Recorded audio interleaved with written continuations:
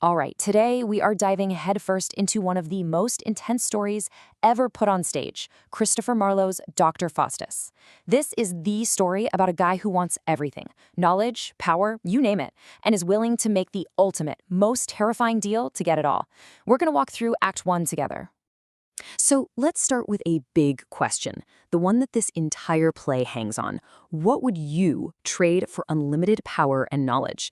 I mean, really think about it. For 24 years, you get to have, do, or know absolutely anything you want. What's that worth? What's the price you'd be willing to pay? Okay, so let's meet our guy, Dr. Faustus. And when I say he's a scholar, I mean he is the scholar. This dude is so smart, he's basically completed humanity.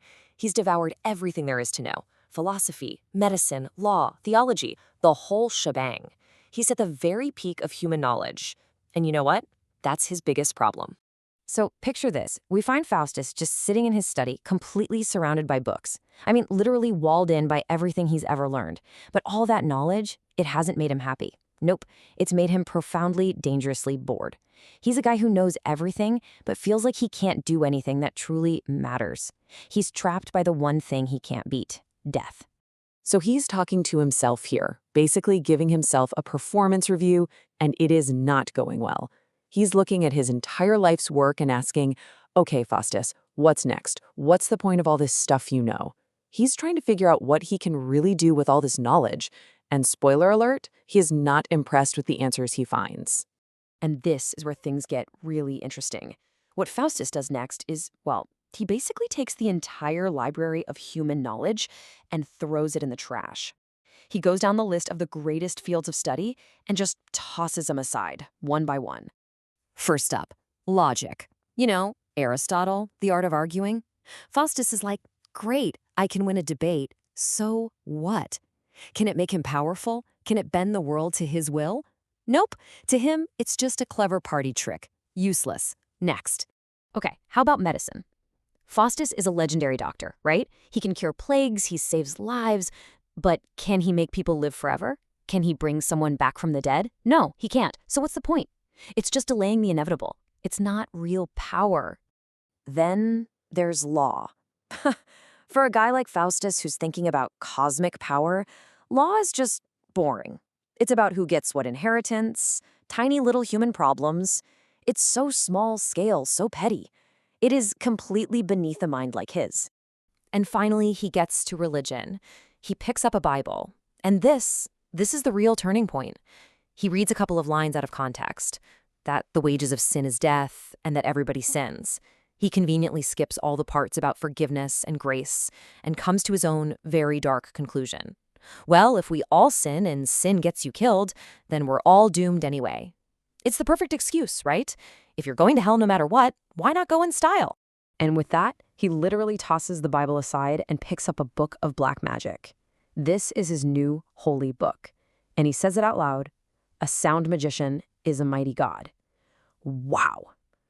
I mean, think about that. He's not just switching subjects, he's switching religions. He's decided that magic is the only true path to being a god. The choice is made.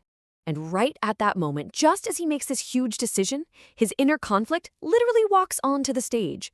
We get a good angel and an evil angel, each one perched on his shoulder, trying to pull him their way. It's his conscience brought to life for everyone to see. The choice couldn't be clearer. The good angel is begging him, read the scriptures. That is blasphemy. But the evil angel, he's whispering sweet nothings in his other ear. Go forward, Faustus, in that famous art wherein all nature's treasure is contained. And let's be real, it's not much of a fight. Faustus is only listening to the one telling him what he wants to hear. Now, Faustus isn't about to go on this dark journey alone. Oh no, he gets his servant to go find his buddies, Valdez and Cornelius. And these two, well, they're already deep into the dark arts. They're exactly the kind of bad influence Faustus is looking for right now. And yeah, these guys are the ultimate hype men for damnation. They see Faustus is interested, and they just pour gasoline on the fire. Valdez tells him, hey, with your brains, our experience, and these books, will be so powerful that people will worship us like saints. I mean, the irony is just wow. He's literally planning to sell his soul to become a saint. That's the kind of twisted fame he's after. Okay, so the time has come. Night falls, and Faustus heads out to a secluded grove to do the deed. The tension here is just incredible. This isn't some kid playing with an Ouija board. This is a deadly serious, step-by-step ritual designed to rip a hole in the fabric of the universe. And look at how he does it. He goes to a quiet place, he draws a circle, he writes the names of God, he recites the words. It's like a dark mirror of a holy ceremony. He's taking all the symbols of religion and twisting them, using them to call up the very opposite of heaven. It's pure, calculated blasphemy. Then he starts chanting. It's this powerful mix of Latin and holy names, all twisted to serve his purpose. And get this, he's not asking for a demon to show up. He's commanding it. This just shows you the sheer scale of his arrogance. He truly believes he is the master here, that these ancient dark forces are his to order around. And it works. A devil, Mephistopheles, appears. But Faustus, in a moment that is just so him, takes one look at the demon and basically says, "Ugh, you're too ugly. Go away and come back dressed as a friar." Seriously. Even while summoning a demon from hell, the man is worried about aesthetics. It's all about control for him. All right, now it's time for the negotiation. Mephistopheles comes back, looking more presentable, and Faustus immediately starts laying down the law. He thinks this is his meeting, that he's the CEO calling all the shots. Listen to this. He just comes right out and says it. "I charge thee, wait upon me whilst I live, to do whatever Faustus shall command." The sheer nerve. He thinks he's in charge, but Mephistopheles is like, "Whoa, hold on there, buddy." He explains that the magic spell didn't force him to come.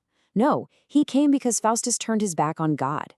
He says that demons are always circling, waiting for a soul to fall into despair. Faustus didn't summon him. He just put a target on his own back. Then, for all his genius, Faustus asks the most surprisingly simple question. He's like, "So, where is this hell place anyway?" The smartest man on earth thinks hell is a physical location, like a city you could find on a map. He is about to get a lesson that's not in any of his books. And Mephistopheles hits him with this, one of the most bone-chilling lines in all of literature. He says, "Why, this is hell, nor am I out of it." He's telling him hell isn't a place with fire and pitchforks. Hell is a state of mind. It's the constant, agonizing pain of being separated from God. Mephistopheles is always in hell, even as he's standing right there. It is a massive, flashing red warning sign, and Faustus just drives right past it. So Mephistopheles goes to check with his boss, Lucifer, and comes back with the official offer. The terms are terrifyingly simple. For 24 years, Faustus gets it all. He gets absolute power. He gets Mephistopheles as his personal servant, ready to do anything he asks. He can have whatever he wants. The catch? In return, he has to sign his soul over to Lucifer with his own blood forever. And that's where Act One leaves us, right on the edge of the cliff. The deal is on the table. Faustus has been told exactly what hell is, not some fiery pit, but an eternity of separation and regret. And he's got the pen in his hand. So it all comes back to that first question we asked. But now it's for him to answer. Is any amount of power or knowledge worth that?